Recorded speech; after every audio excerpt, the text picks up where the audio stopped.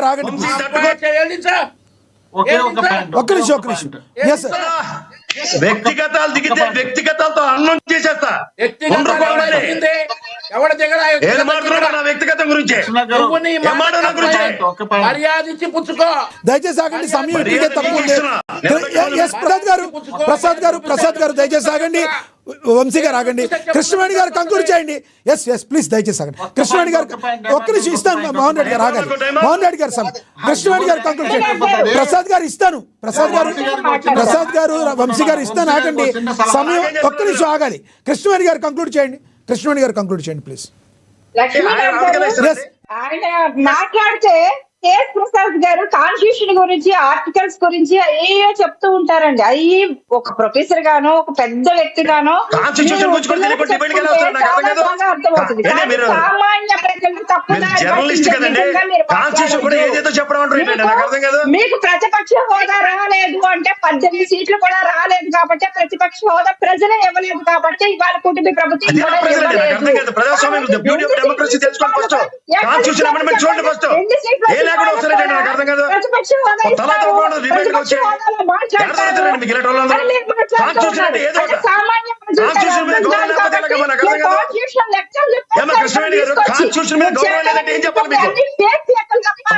అది సామాన్యులకు అర్థం కాదు కాబట్టి అదే మేధావితో మాట్లాడి మీరు నిజంగా కాన్స్టిట్యూషన్ గురించి కానీ మీరు మాట్లాడేది నిజం ఉంటే మేము కూడా హర్షిస్తాం. 2 సీట్లు నేను చెప్పండి. మీరు ఇందాక మీరు ఇతర వాళ్ళ వ్యక్తిగత జీవితాల్లోకి వచ్చి వాళ్ళు తెర మీద టెలికాస్ట్ చేసేస్తారు మీరు తీసుకొచ్చి. కానీ మీ వ్యక్తిగత జీవితాల గురించి వచ్చేస్తే మిగతా వాళ్ళని హరణం చేసేస్తారు, నాశనం చేసేస్తారు.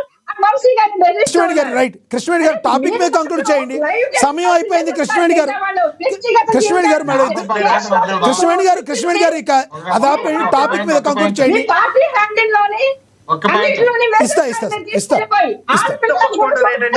ఉంటారు వ్యక్తిగత జీవితాల జోలికి వచ్చి.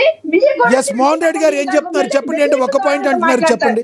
ఎస్ కృష్ణవేణి గారు మోహన్ రెడ్డి గారు ఏంటి ఒక్క పాయింట్ అన్నారు. ఒక్క పాయింట్ చెప్పండి.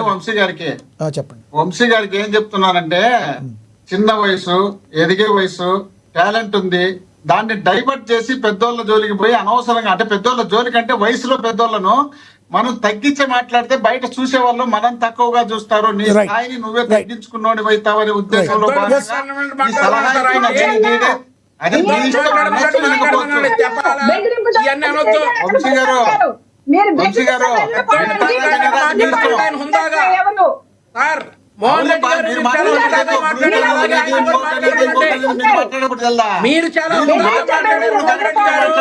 కృష్ణవేణి గారు ఆగండి. కృష్ణవేణి గారు ముగ్గురు మాట్లాడితే అర్థం కాదు. కృష్ణవేణి గారు ముగ్గురు మాట్లాడారు. రైట్. చర్చించుకోవడానికి కదా, చర్చించినప్పుడు మీ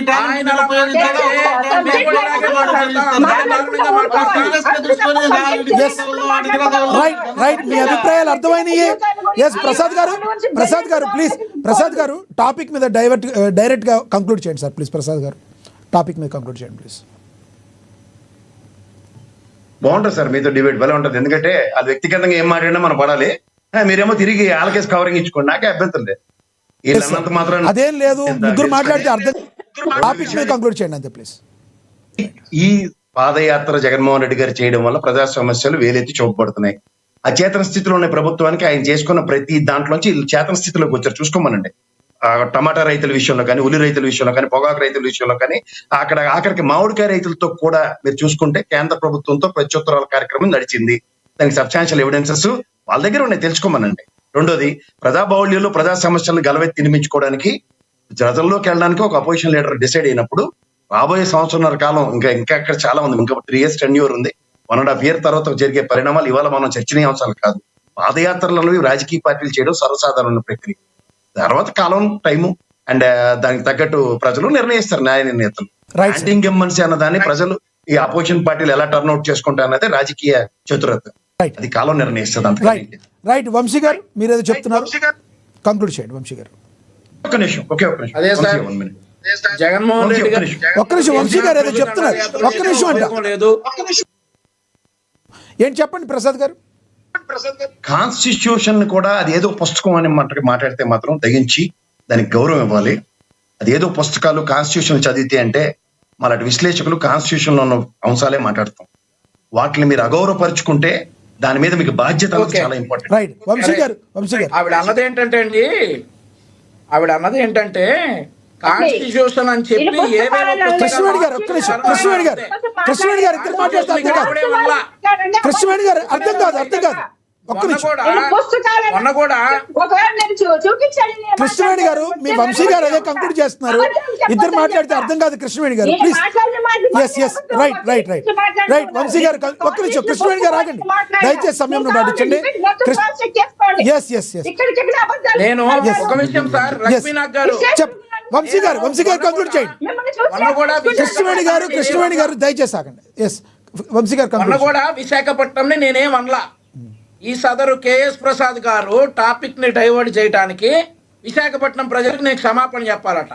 ఇవాళ కూడా కృష్ణవేణి గారు కాన్స్టిట్యూషన్ ఏమనలా. ఈయన చివరికి ఈయన కరెక్ట్ అని నిరూపించుకోవడానికి కాన్స్టిట్యూషన్ కూడా వాడుకుంటాడు కేఎస్ ప్రసాద్. సో ఇవన్నీ మానుకోవాలా.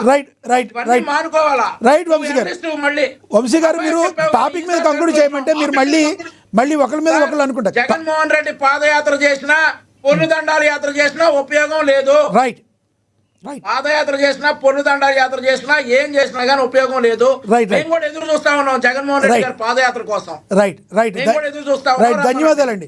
చర్చలో పాల్గొన్నందుకు ధన్యవాదాలండి వంశీ గారు, ధన్యవాదాలండి కేఎస్ ప్రసాద్ గారు, ధన్యవాదాలండి కృష్ణవేణి గారు, ధన్యవాదాలండి ఎల్ మోహన్ రెడ్డి గారు చర్చలో పాల్గొన్నందుకు. ఏది ఏమైనప్పటికీ కూడా మరి అసెంబ్లీకి వచ్చే ఎమ్మెల్యేలు ప్రజాప్రతినిధులు ఎవరున్నారో వస్తేనే వాళ్ళకి వర్క్ చేస్తేనే పేమెంట్ ఇవ్వాలి, లేదంటే నో వర్క్ నో పే అనే విధానాన్ని తీసుకురావాలని దేశంలో ఉన్న స్పీకర్లు, మా రాష్ట్రాల్లో ఉన్న స్పీకర్లు అందరికీ కూడా మరి అయ్యన్న పాత్రుడు ఎవరైతే ఆంధ్రప్రదేశ్ స్పీకర్ ఉన్నారో ఆయన ఒక సూచన అయితే చేశారు. చూడాలి రానున్న రోజుల్లో దాన్ని ఏ రకంగా ముందుకు తీసుకెళ్తారనేది. ఇక ప్రజల మనసులకు మేము ఎప్పుడు దగ్గరే ఉన్నాము. మీరు ఏదైతే మమ్మల్ని ఏదో ఒక అవహేళన చేయడానికి మాత్రమే మీరు అసెంబ్లీలో చేయడానికి మీరు చూస్తున్నారు, అవి అవకాశం మీకు ఇవ్వము. మేము ఎప్పుడు కూడా ప్రజలకు దగ్గరగా ఉంటాం. వచ్చే 1 సంవత్సరంన్నర పాటు ప్రజలకి పాదయాత్ర స్టార్ట్ చేయబోతున్నారు. మరొక సంవత్సరంన్నరలో మరి మేము ప్రభుత్వాన్ని స్థాపిస్తామని ఆత్మవిశ్వాసంతో చెప్తున్నారు జగన్మోహన్ రెడ్డి. తొందరపడి ఒక కోయిల ముందే కూసింది కేవలం నాయన 19 నెలలే అయినాయి. మరి గతంలో మీరు ఉన్నప్పుడు ప్రజల దగ్గరికి వెళ్లకుండా ఒక్క ప్రెస్ మీట్ కూడా పెట్టకుండా ప్రజలకి ప్రభుత్వానికి వారధిగా ఉండే ఎవరైనా జర్నలిస్టు సోదరులు క్వశ్చన్ అడిగితే సమాధానం చెప్పడానికి ఇబ్బంది పడిపోయే మీరు ఈ రోజున మళ్ళీ ప్రజల కోసం దగ్గరికి వెళ్తారంటూ ఈయన ఎద్దేవా చేస్తున్నారు కూటమి ప్రభుత్వ నేతలు. చూడాలి రానున్న రోజుల్లో మరి ఏ రకంగా ఆంధ్రప్రదేశ్ రాజకీయాలు హాట్